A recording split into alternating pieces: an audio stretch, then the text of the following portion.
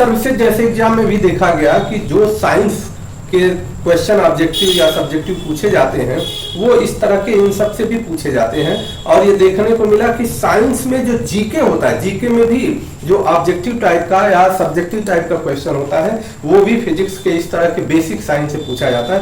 इसलिए अगर आप अपना बेसिक कॉन्सेप्ट इस पर क्लियर कर ले रहे हैं तो किसी भी प्रकार के एग्जाम में, चाहे यूपीएससी एग्जाम हो चाहे पीएससी एग्जाम हो, सभी एग्जाम के लिए आप तैयार हो रहे हैं। केवल ये नहीं है कि आप आईआईटी, पीएमटी या 11th 12th के बेसिक कॉन्सेप्ट को तैयार कर रहे हैं। तो हमने जो पार्ट 2 बताया, तो उस पार्ट 2 में जो ग्रेविटेशन के बारे में, ग्रेविटेशन ड्यू टू एक्सेलरेशन, इस पर हमने चर्चा किया था।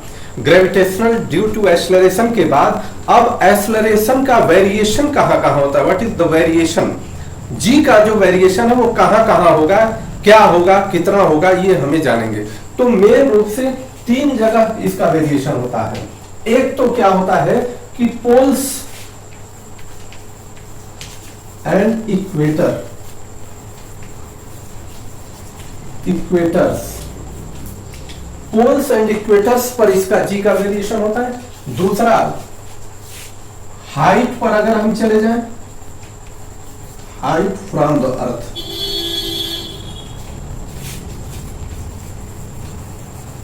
अगर हाइट पर जाते हैं। और तीसरा है डेप्थ इन द अर्थ,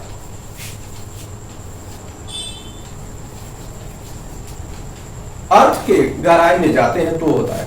हमने जो पढ़ा है कि जी की value G is equal to GM/r², this is the radius. First point के लिए हम बात कर रहे हैं। और अर्थ को सभी लोग जानते हैं कि अर्थ स्फेरिकल नहीं होती, वह थोड़ी सी चपटी होती है। इक्वेटर जितने होते हैं, equators, poles, north pole, south pole, equators 21 kilometre, equator का जो रेडियस होता है 21 kilometre more than poles. Poles के रेडियस से इक्वेटर का जो रेडियस होता है 21 किलोमीटर ज्यादा होता है। अब इस इक्वेशन से हमने देखा है, from this equation G is directly proportional to 1/r²। क्यों? क्योंकि G is constant, mass of the earth is also constant, जिसको हमने m लिखा था। तो जब दोनों कांस्टेंट है तो G is directly proportional to 1/r²। अब r की वैल्यू इक्वेटर पर पोल्स की तुलना में ज्यादा होगी, तो जब भी डिनोमिनेटर पार्ट में वैल्यू ज्यादा होने लगे तो समझ लो कि टोटल वैल्यू जब निकालेंगे तो वो टोटल वैल्यू कम होने लगेगा। अर्थात इक्वेटर पर 21 किलोमीटर ज्यादा वैल्यू यहाँ होगी तो टोटल वैल्यू क्या हो जाएगा, कम होने लगेगा। तो इसका अर्थ ये हुआ कि जब हम इक्वेटर की तरफ मूव करते हैं तो जी की वैल्यू, ग्रेविटेशनल एक्सेलरेशन की वैल्यू क्या होती है, इक्वेटर पर अगर जी डैश मान लें तो G dash is less than जी, पोल से कम होने लगती है। इसको समझना है, इसी से समझना होगा।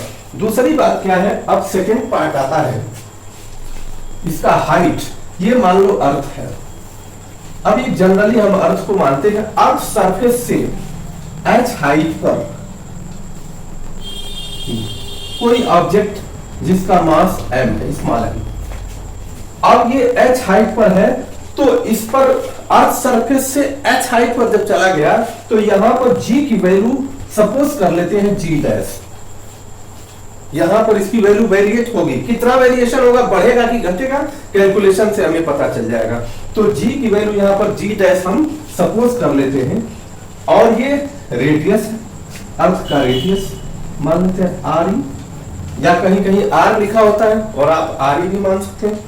तो यहां से सेंटर से और यहां तक की जो डिस्टेंस होगी टोटल वो होगी r प्लस h, अर्थात जो डिस्टेंस हम लेते हैं सेंटर से ही अर्थ का लेते हैं।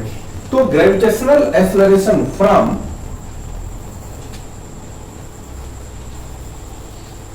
ग्रेविटेशनल एक्सेलरेशन फार्मूला, क्या फार्मूला है, फार्मूला ग्रेविटेशनल एक्सेलरेशन का formula G is equal to GM/r², और इस पॉइंट पर, इसको हमने पॉइंट ए माना है, तो इस पॉइंट पर ग्रेविटेशनल एक्सेलरेशन जी डैश है, G dash is equal to G M. E हमने लिखा, ई हम पहले से भी मानते आ रहे हैं कि एम ई अर्थ है, E means earth, mass of earth by, और डिस्टेंस इसके अर्थ के सेंटर से यहां तक का जो डिस्टेंस है वो आर ई प्लस एच है, तो आर ई प्लस एच का होल स्क्वायर।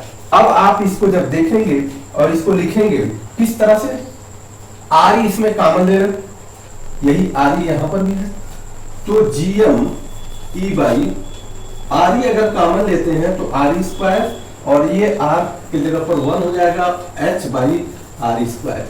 ये भी कंफ्यूजन नहीं होना चाहिए, जब हम कॉमन लेंगे तो यहां से आर ई स्क्वायर के रूप में कॉमन आएगा, और जिसमें ये आर ई है नहीं, एच में आर ई दिख नहीं रहा है, तो जहां पर होता नहीं है वहां पर हम क्या करते हैं, उस वैल्यू को डिवाइड कर देते हैं। कितना डिवाइड करेंगे, इस स्क्वायर के रूप में हम डिवाइड करें, आर ई प्लस एच, तो सॉरी ये एच बाई ये हो गया आपका। अब उसके बाद G M E by R E square की वैल्यू जी है, G M E by R E square की वैल्यू जी ये है, तो G dash is equal to, इसके जगह पर हम जी लिख दें तो जी और 1 plus by 1 plus H R E square, ये वैल्यू हो गया।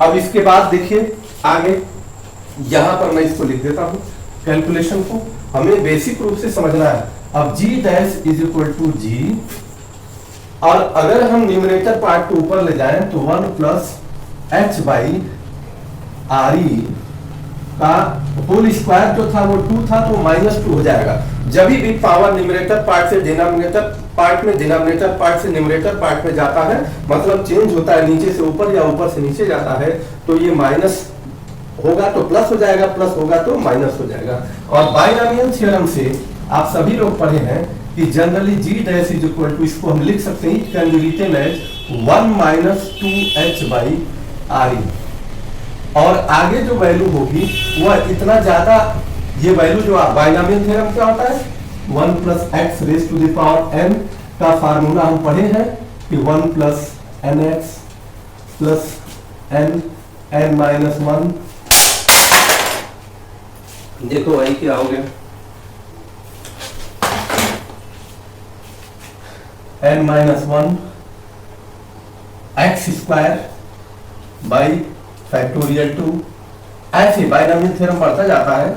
इसीलिए हम अब जब जनरली जब वैल्यू बहुत ज्यादा कम होने लगती है तो हम लोग फर्स्ट स्टेप तक ही आते हैं, तो G dash is equal to G 1 minus 2h by R E, G dash is equal to G 1 minus 2h by R E. अर्थात इसका अर्थ ये स्पष्ट हुआ कि h और आर ई की वैल्यू कुछ भी होगा 1 से माइनस होगा, और 1 से माइनस होगा तो g की वैल्यू ऑलरेडी g से कम ही होगी।